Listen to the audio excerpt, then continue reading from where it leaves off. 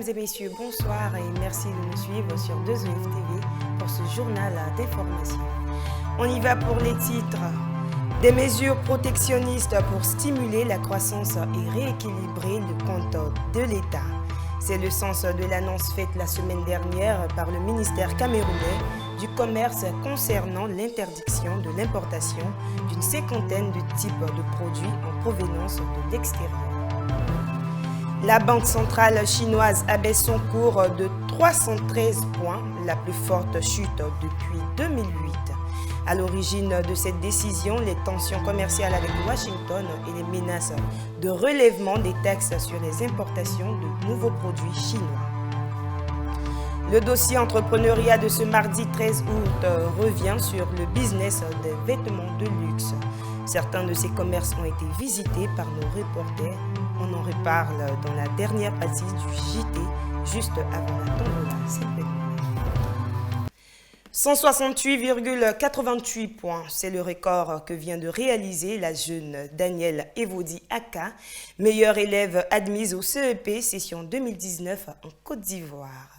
Un exploit qui lui a valu une récompense de 10 millions de francs CFA de la part du chef de l'État ivoirien Alassane Dramane Ouattara. L'enveloppe lui a été remise au cours d'une cérémonie officielle au palais présidentiel d'Abidjan le 6 août dernier, en même temps que 81 autres lauréats.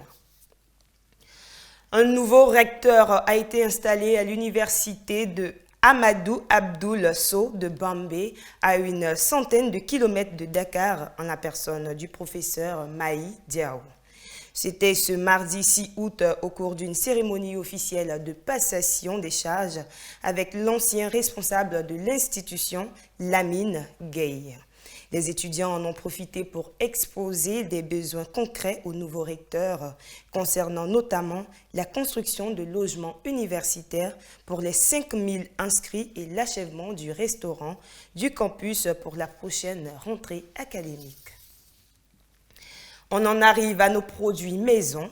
Depuis la fin des examens à grand tirage, nous vous proposons une série d'émissions sur les orientations après le baccalauréat. Pour ceux qui seraient intéressés par la filière en criminologie, voici des recommandations pertinentes dispensées par M. Pacom Akoto. C'était lors de l'émission « Comment s'orienter après le baccalauréat » présentée par Ariel Toé. On suit. Pour un nouveau bachelier, pour une personne qui vient d'obtenir le bac, comment est-ce que cette personne peut arriver à s'orienter dans, je dirais, dans cette filière-là? Voilà. Ok, c'est déjà bon parce qu'il y a un dicton qui dit « il faut aimer ce que tu fais ». Si tu as le bac, il y a 24 départements à l'université Philippe Faure-Boigny.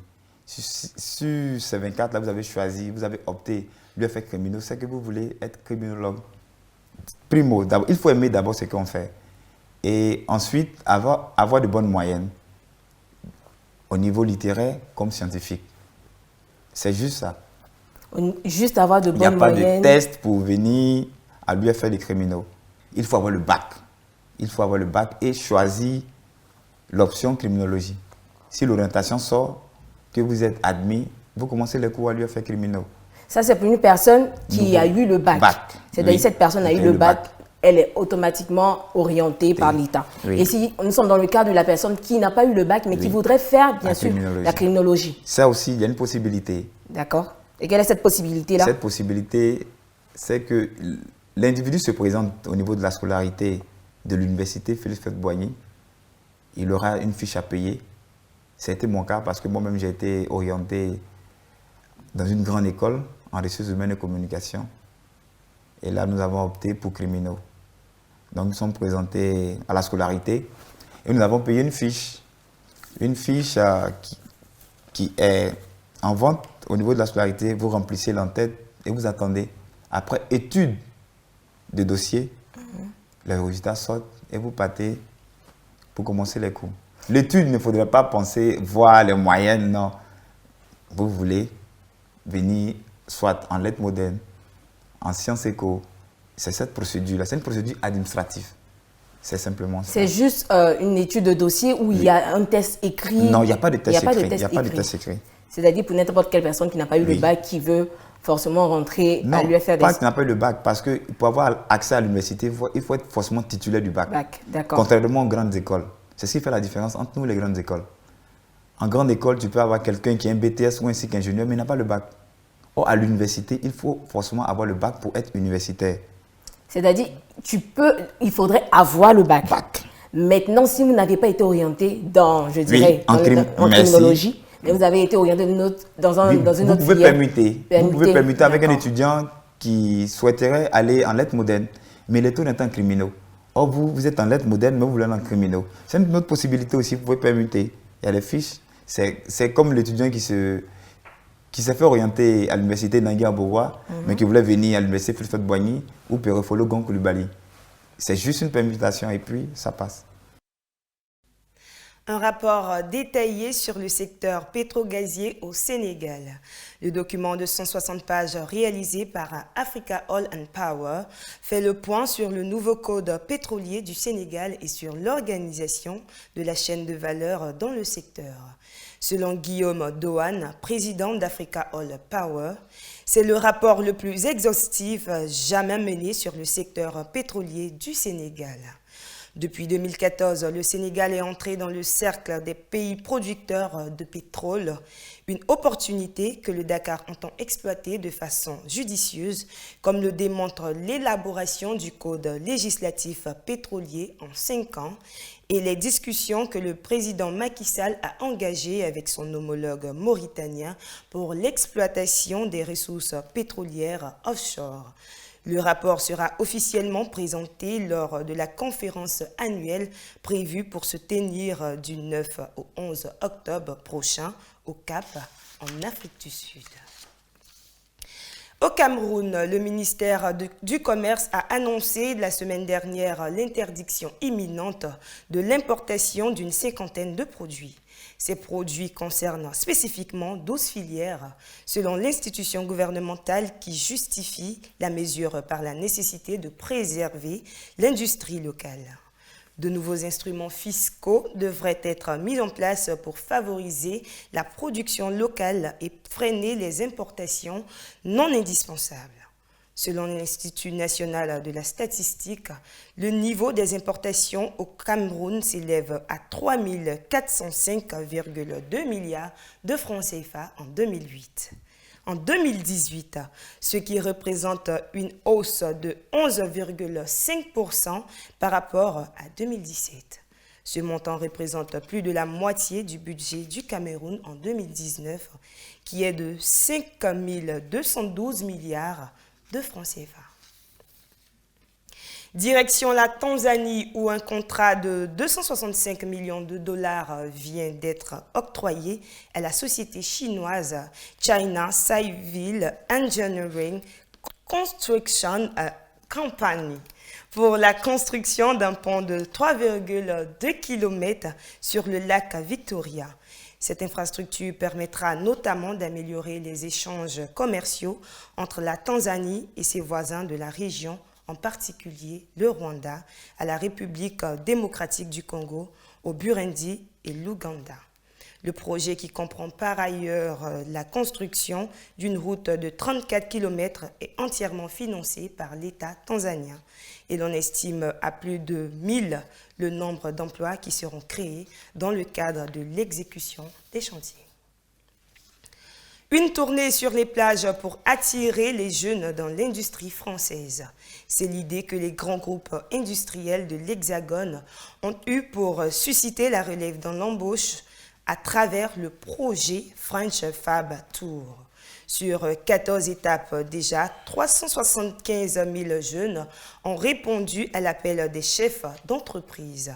Illustration ici avec l'étape de Normandie-Deauville dans le sud de la France.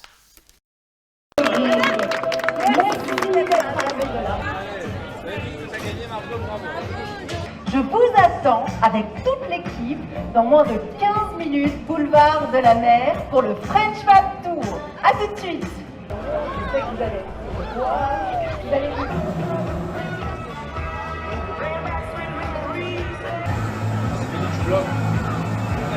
En fait, durant l'été, on se rend compte que les gens ont plus de temps à la réflexion, sont moins stressés que durant l'année. Et regardez le nombre qui vient, c'est plus de 375 000 personnes sur à peine 14 étapes sur le littoral français. Notice d'utilisation de 4 mètres de long. Ils utilisent ce genre d'application, donc c'est de la réalité augmentée. Donc vous allez voir, si je me balade, hop, l'application a détecté qu'il y avait un problème avec... Tout le monde a son casque. Il y a beaucoup d'industries en Normandie et souvent nous avons des difficultés d'embauche, des difficultés de recrutement. Que de la pomme de terre. Ça, c'est un pansement. J'ai un garçon qui est très intéressé par beaucoup de choses et en particulier l'industrie, les nouvelles technologies, mais surtout l'aviation. Et donc là, il s'est retrouvé face, je pense, à un ingénieur qui lui a parlé technique, métier, avenir. Forcément, ça fait tilt chez lui.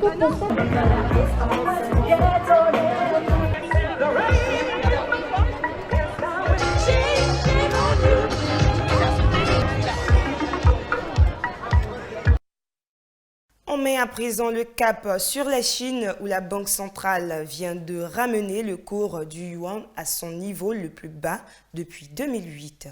Désormais, $1 vaut 6,9 996 yuan, une chute record de 313 points qui s'explique, selon les experts, par les nouvelles menaces américaines d'alourdir les taxes sur les importations chinoises. Washington et Pékin sont engagés dans une guerre commerciale sans précédent depuis janvier 2018 suite à la mesure de hausse des taxes douanières sur les machines à laver et les panneaux solaires par Washington, ce à quoi Pékin a répondu par l'ouverture d'une enquête anti-dumping sur les importations de sorgho en provenance des USA. Comment se dessine l'avenir technologique de l'humanité? Les choses évoluent très vite, on le sait, et on reste en Chine pour évoquer donc ce rapport du groupe Huawei sur les 10 grandes innovations technologiques qui pourraient émerger d'ici à 2025, selon le géant technologique chinois. Paru le 8 août dernier, le rapport Global Industry Vision prévoit entre autres l'émergence des robots domestiques, une meilleure vision, une recherche intuitive, des rues sur mesure, travailler avec des robots, une technologie au service de la créativité, une communication sans friction, une économie symbiotique, un déploiement rapide de la 5G et enfin une gouvernance numérique mondiale. Le micro-trottoir de cette édition porte sur le trésor public. Qu'est-ce que c'est que le trésor public? Quel est son rôle dans la structure financière des États? Voici les avis des populations à Abidjan. Je pense qu'un trésor public, c'est un bien qui est profitable à tout le monde, un bien qui est pour toute la population, n'importe quel citoyen. Voilà. Un bien public, en un mot. Pour moi, un trésor public, c'est un endroit où plusieurs personnes peuvent se rassembler. C'est un endroit qui est profitable pour tout le monde, quoi. C'est un trésor laissé par le petit l'État, tu vois, pour toute la population qui rassemble, n'importe quel âge peut aller se rassembler, tu vois. En fait, pour moi, un trésor public, c'est un coin là où on garde de l'argent. Bon, en bref, un citoyen bien donnant, bon, c'est-à-dire un citoyen compatible dans la société. Et le trésor public pour lui est un coin pour lui là où il garde son argent. C'est-à-dire s'il possède au moins une entreprise.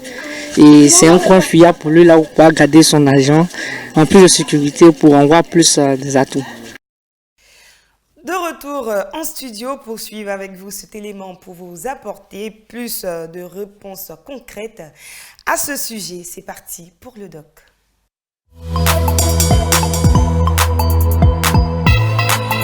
Le Trésor public est un organisme public chargé de collecter au nom de l'État l'impôt sur le revenu et les contraventions des contribuables et contrevenants.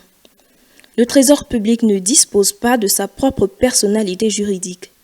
Il se confond juridiquement avec l'État. Le Trésor public remplit 3 missions. D'une part, il est en charge du recouvrement de l'impôt. D'autre part, il exerce une mission de comptabilité pour toutes les personnes publiques, État, collectivités territoriales, établissements publics. Enfin, le Trésor public joue un rôle de financier des personnes publiques. Dans le langage courant, le Trésor public désigne indifféremment l'administration fiscale, le fisc, les services des impôts ou l'État. Le contribuable qui paie ses impôts par chèque doit le libeller à l'ordre du Trésor public.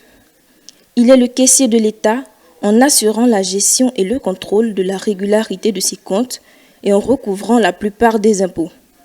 Il est son comptable en établissant la comptabilité de toutes les personnes morales de droit public.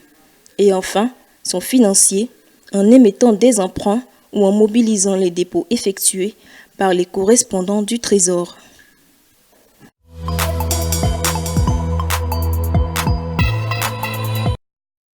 Comme prévu, le dossier entrepreneuriat de ce mardi 13 août revient sur le business des vêtements de luxe. Nous partons dans les rues d'Abidjan pour en savoir plus. Sur le style occidental, ils deviennent nombreux, ces jeunes investisseurs, à se lancer dans l'ouverture de boutiques vestimentaires de luxe à Abidjan. De Cocody à Port-Boué, en passant par Marcoré, Koumassi, Le Plateau, Yopougon et même Abobo, aujourd'hui, toutes les communes d'Abidjan ou presque sont accrochées par ces échoppes qui proposent de la marchandise, généralement importée, à une clientèle de plus en plus sensible aux apparats que trahissent les baies vitrées de ces magasins. Le fait est que l'intérêt grandissant des populations pour le fashion à l'occidental a tout simplement permis de créer un secteur d'activité lucratif qui a su trouver sa place dans un marché largement dominé par la friperie. Bon, c'est une activité dans laquelle je suis né. Dans laquelle je suis né, parce que mon papa même était gérant d'un magasin de textile. Donc j'ai toujours eu à dessiner ce que je portais. Et c'est à force de m'entendre dire que ce que je porte est joli, que quand l'idée m'est venue d'entreprendre, de faire quelque chose à côté de mon métier, qui est l'enseignement, j'ai pas hésité, j'ai créé Double. J'ai choisi cette activité pour la simple et bonne raison que je suis une femme forte et que j'avais énormément de mal à m'habiller. Donc j'ai décidé qu'il fallait que j'aide les femmes qui avaient la même forme que moi. Donc dans ma boutique, on ne vend que des vêtements pour femmes fortes. Certes, le coût de la marchandise y est plus élevé. Ce qui, à première vue, pourrait constituer un désavantage au vu du niveau de vie général des populations qui restent encore faibles en Côte d'Ivoire. Mais la qualité des vêtements proposés, du moins selon les tenanciers de ces boutiques qui s'attardent sur l'originalité de leurs produits, a fini par convaincre ses clients majoritairement issus de la classe moyenne. Ce matin, je suis passée chez Dowell et j'ai vu un peu ce qu'ils faisaient. Ils font un travail magnifique. C'est la raison de ma venue dans cette boutique. Bien évidemment, pour la qualité qu'ils proposent, pour les finitions, je pense que le prix est carrément abordable. J'ai choisi Dream Closet. Ça fait 3 ans que je viens dans ce magasin. Je me retrouve dans ce magasin parce qu'il y a des choses qui répondent à mes critères. Et c'est agréable, je me sens chez moi quand je suis ici. Donc à chaque fois que j'ai l'occasion, que je veux me faire plaisir, c'est le seul magasin que je trouve qui répond vraiment à mes critères. Je pense que pour certains articles, ils sont meilleurs en prix, surtout les chaussures de marque. Aujourd'hui, même dans des quartiers dits défavorisés, des jeunes gens commencent à s'y mettre. C'est un peu osé, peut-être, mais le fashion de marque commence à attirer de plus en plus d'Ivoiriens.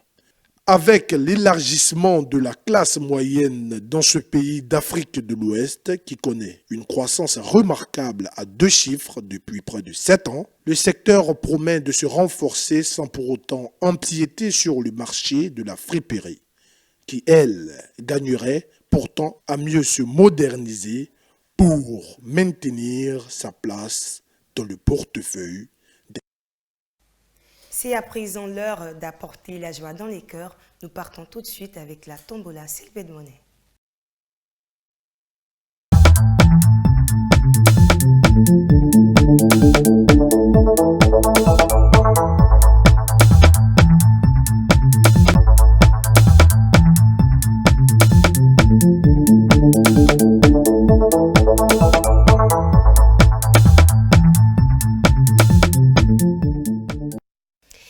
pour coutume, il est très bien de rappeler le principe du jeu. Nous partons avec cette capsule.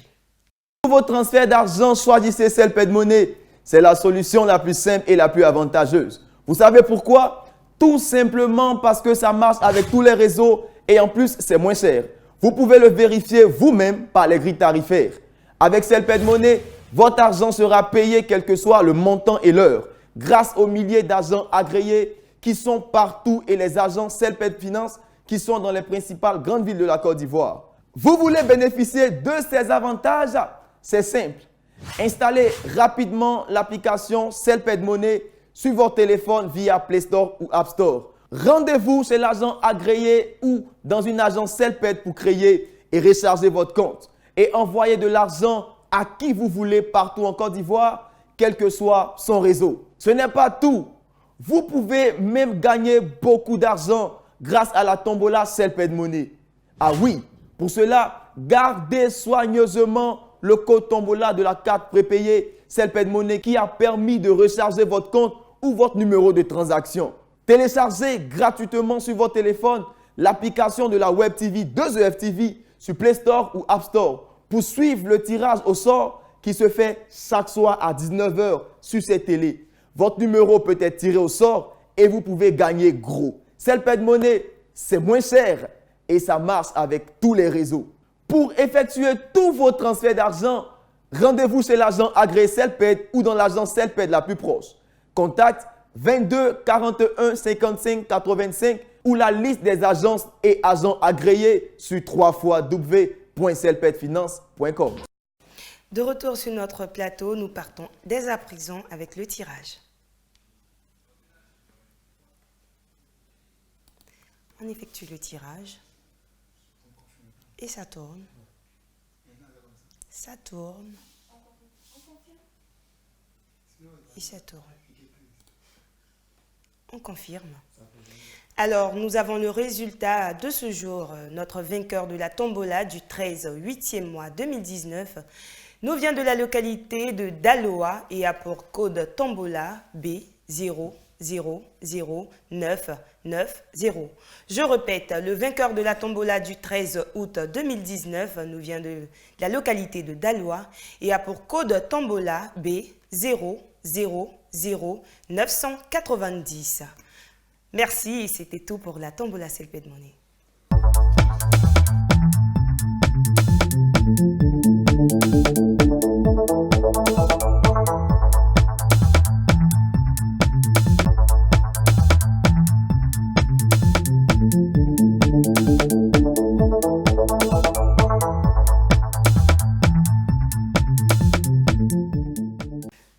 À présent, nous vous laissons découvrir les taux de change du franc CFA dans la région de l'Afrique de l'Ouest.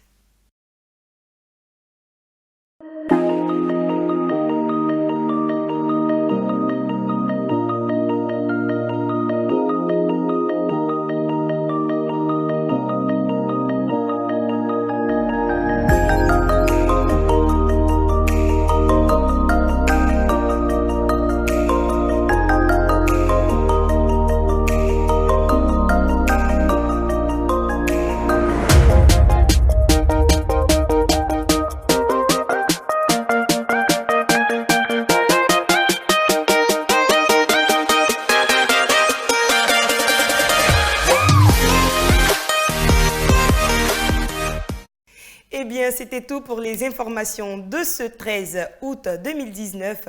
Merci de nous avoir suivis sur 2EF TV. Restez connectés pour la suite des programmes. Bonsoir chez vous.